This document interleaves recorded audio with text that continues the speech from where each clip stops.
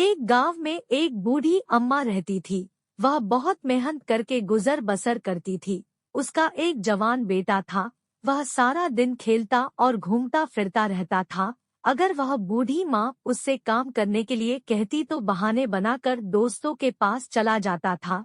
बेचारी बुढ़िया दूसरों के घर पर जाकर और जंगल में काम करके मेहनत मजदूरी करके शाम को घर वापस आती थी। घर आने के बाद वह इतनी थक जाती थी कि घर का काम करने के लिए मन नहीं करता था। लेकिन बूढ़ी अम्मा को अपने बेटे की ज्यादा फिक्र रहती थी, इसलिए न चाहते हुए भी बेचारी खाना बनाती और बर्तन धोती और भी बहुत काम होते थे। खाना बनाकर उसे खिलाती फिर अपने आप खाती थी। सुबह को भी जल्दी उठना पड़ता था, क्योंकि बूढ़ी होने की वजह से काम धीरे धीरे होता था। जब तक सूरज नहीं चढ़ जाता तब तक लड़का सोता रहता था। अम्मा उसको सुबह जल्दी उठाती थी तो नींद का बहाना बनाकर सोता ही रहता था। जब वह सोकर उठता था तब तक बूढ़ी अम्मा अपने काम पर जा चुकी होती थी। एक दिन शाम को वह घर आ रही थी तो रास्ते में ही गिर पड़ी। आने जाने वालों ने बेचारी अम्मा को उठाया, पानी पिलाया और पास के ही एक घर के बाहर पेड़ के नीचे लिटा दिया।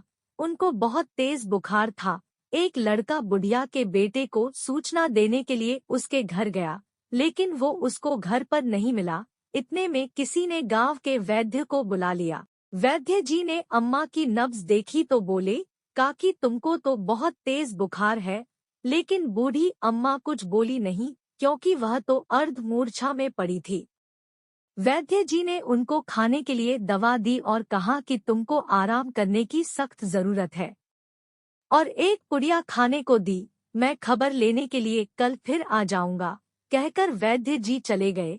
1 घंटे के बाद बुखार कुछ कम हुआ तो वह धीरे से उठी और घर के लिए चल दी। उसका बेटा भी कहीं से घर आ चुका था। अम्मा को देखते ही बोला, माँ आज तुमने आने में बहुत देर कर दी, घर में रोटी भी नहीं है, मुझे बहुत भूख लगी है, कहकर चारपाई पर जाकर लेट गया। जैसे तैसे करके बूढ़ी अम्मा ने खाना बनाया। सुबह को वह दर्द और कमजोरी की वजह से काम पर नहीं जा सकी। कुछ देर में वैद्य जी आ गए। काकी कैसी तबीयत है अब तुम्हारी? उन्होंने नब्ज देखी। तुम्हें तो अभी भी बुखार है, मैंने आपसे काम करने को मना किया था, इस तरह से आप जल्दी से ठीक नहीं हो पाएगी। उनका लड़का वहीं पर खड़ा हुआ सब देख और सुन रहा था। दोस्तों, आगे बढ़ने से पहले आपसे अनुरोध है कि हम आपके किए बड़ी मेहनत करके कहानी लाते हैं और वीडियो बनाते हैं, तो आपका भी फर्ज बनता है कि आप हमारे चैनल को सब्सक्राइब कर दें। आपकी बहुत मेहरबानी हो जाएगी। वीडियो को लाइक शेयर भी करे तो आपकी जय हो। और कहानी अच्छी लगे तो कमेंट बॉक्स में जाकर जरूर बताना। तो आगे क्या होता है कि वैद्य जी अम्मा के बेटे से कहते हैं, इनका अच्छे से ख्याल रखना और इनको ज्यादा आराम करने देना। फिर वे 2 दिन की दवाई के पैसे मांगते हैं। बेटा अपनी माँ की तरफ देखने लगता है। अम्मा ने कहा, बेटा तकिए के नीचे से निकालकर वैद्य जी के पैसे दे दो। बेटे ने तकिए के नीचे देखा तो एक सूती कपड़ा में गांठ लगी थी। उसको खोला तो उसमें कुछ पैसे थे। वह उसने वैद्य जी को दे दिए। वैद्य जी के जाने के कुछ ही देर बाद कुछ मेहमान आ गए और बूढ़ी माँ के पैर छूकर प्रणाम करने लगे। बुढ़िया ने उनको खूब सारा आशीर्वाद दिया और बेटे को ताज़ा पानी लाकर पिलाने को कहा। पानी पीकर उन्होंने ठंडी सांस ली और फिर कुछ बातें करने लगे। बूढ़ी अम्मा उनको देखकर बहुत खुश थी, लेकिन उनके खाने का ख्याल आते ही नर्वस सी होने लगी। अब वह धीरे धीरे खड़ी हुई और चलकर रसोई में चली गई। वहां उन्होंने देखा कि उन सभी के लिए खाना बनाने के लिए पर्याप्त अन्न नहीं है। बिना देर किए धीमे से चलकर एक पड़ोस के घर से कुछ अन्न धोती के पल्लू में लेकर छुपाते हुए आ गई। दवाई के खाने की वजह से बुखार कम हो गया था और फिर घर आए मेहमानों को देखकर वह खुश थी। बूढ़ी अम्मा ने बड़े प्यार से खाना बनाया और सभी ने खाया। खाना खाते हुए एक बोला, मौसी आप अभी भी बहुत स्वादिष्ट खाना बनाती हो। अम्मा ने उनसे कहा, बेटा इस अपने मौसेरे भाई को भी कुछ खाने कमाने की शिक्षा दे दो, कल को मैं न रही तो क्या होगा, यही सोचकर मैं बहुत परेशान रहती हूँ। अब तो यह बहुत बड़ा हो गया है, लेकिन कुछ भी काम नहीं करता। उदास मन से मौसी को कहते हुए देखा तो उन्हें अपने मौसेरे भाई पर थोड़ा क्रोध आया और उसको प्यार से समझने लगे, किंतु उनकी बात का उस पर कोई असर नहीं पड़ रहा था। वह तो उसको समझा कर चले गए। अगले दिन अम्मा ने बेटे से कहा, बेटा फसल आ गई है, आगे बरसात आने वाली है। सब लोग खेत में जाकर गेहूं की फसल काट रहे हैं। सब अपने अपने खाने के लिए साल भर तक का इंतजाम करने में जुटे हुए हैं। बेटा तुम भी थोड़ा बहुत काम करके अपने लिए इंतजाम कर लो। बेटे ने इस कान से सुना और दूसरे से निकाल दिया। बूढ़ी अम्मा उससे रोज कहती, वो रोज टाल जाता। जितना हो सकता था बुढ़िया ने गिरते पड़ते खेत में काम किया और थोड़ा बहुत अन्न गेहूं इकट्ठा कर लिया। कुछ दिनों के बाद बरसात का मौसम आ गया। बूढ़ी अम्मा ने जो अन्न एकत्रित किया था वह सब खत्म हो गया। अब घर में खाने के लिए कुछ भी नहीं बचा था।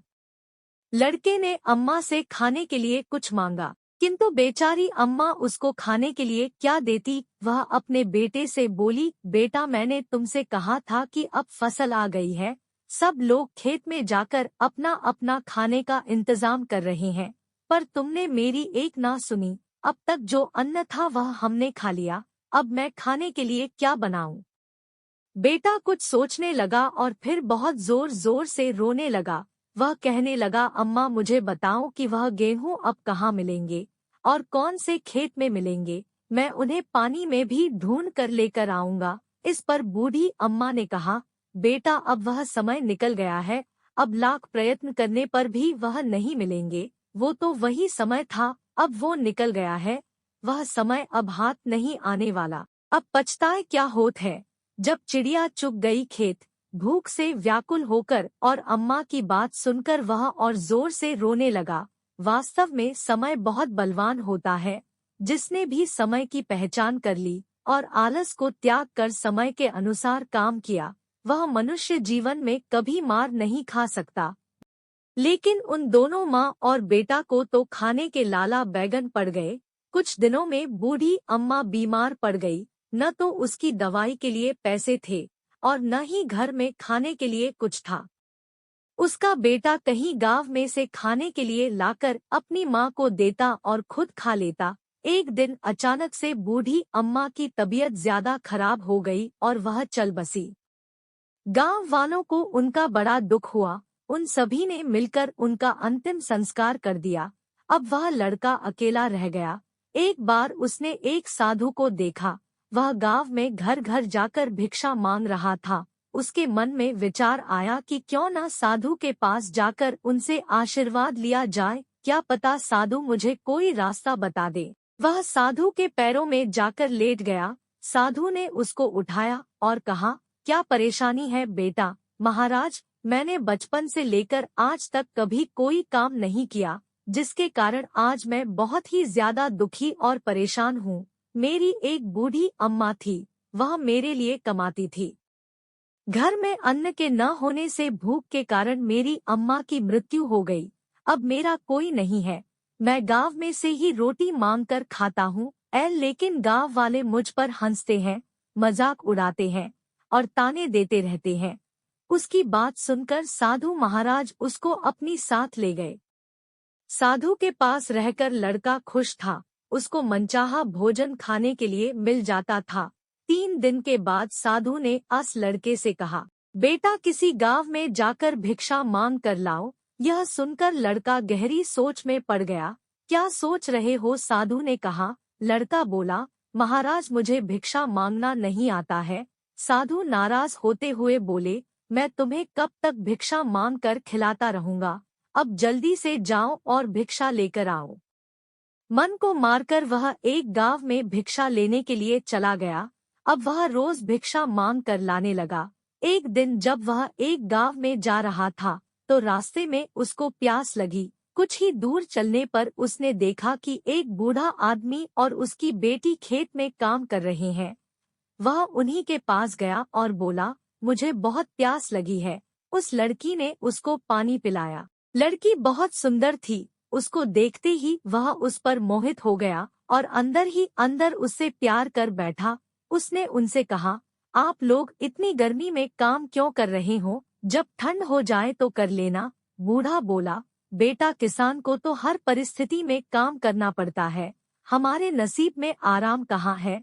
हमको तो गर्मी ठंड और बरसात सभी में काम करना पड़ता है। अगर समय पर काम न हुआ तो कुछ नहीं होगा, इसलिए समय के अनुसार काम करना जरूरी है। यह सुनकर उसे अपनी बूढ़ी अम्मा की याद आ गई और काम करना चाहता था, लेकिन उस लड़की की वजह से वह वहाँ से जाना भी नहीं चाहता था।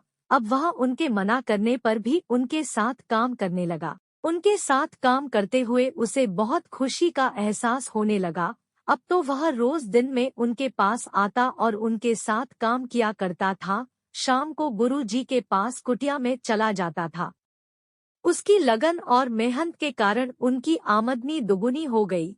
वह लड़की भी उसको दिल ही दिल में चाहने लगी। वह और सब काम छोड़ देता, लेकिन नियम से जाकर उनके साथ खेत में काम जरूर करता था। वह अब मेहनती हो गया था और सर्दी, गर्मी और बरसात सभी की आदत पड़ गई थी और पूरी तरह से बदल चुका था। उसकी मेहनत से बूढ़े की दिन दूनी और रात चौगुनी तरक्की हो गई। बूढ़ा उससे बहुत खुश था। उसने उससे कहा, बेटा मुझे मेरी बेटी ने सब बता दिया है। मैं तुम्हारी मेहनत के कारण ही आज इस ऊंचाई पर पहुंच पाया हूँ और चाहता हूँ कि आगे भी जीवन में हमेशा तरक्की करते रहना। मैं अपनी बेटी का हाथ तुम्हारे हाथ में सौंप रहा हूँ। यह सुनते ही उसकी खुशी का ठिकाना नहीं रहा और उनके पैर छूने लगा। उनकी बेटी भी बहुत खुश थी। वह शाम को साधु जाकर सब बताता है और कहता है, गुरुजी, मैं आज बहुत खुश हूँ। मैंने अपने जीवन में कभी इतनी खुशी नहीं देखी। साधु बोले, बेटा हर इंसान कर्म करके ही अपना भाग्य खुद बनाता है, बिना कर्म किए कुछ हासिल नहीं हो सकता। कुछ दिन में ही उन दोनों का विवाह हो गया। साधु महाराज ने उनको आशीर्वाद दिया। सभी खुश थे, लेकिन आज उसको अपनी बूढ़ी माँ की याद आ गई और उसकी आंख से आंसू छलक गए। दोस्तों, आपको फिर से याद दिला दे कि यह कहानी आपको पसंद आई हो तो बूढ़ी अम्मा के लिए सब्सक्राइब कर देना, आपकी कृपा हो जाएगी। हम आपके लिए अच्छी अच्छी कहानी लेकर आते रहेंगे। अगर हो सके तो वीडियो को लाइक शेयर भी कर दीजिए। कहानी कैसी लगी कमेंट बॉक्स में जाकर जरूर बताना। धन्यवाद।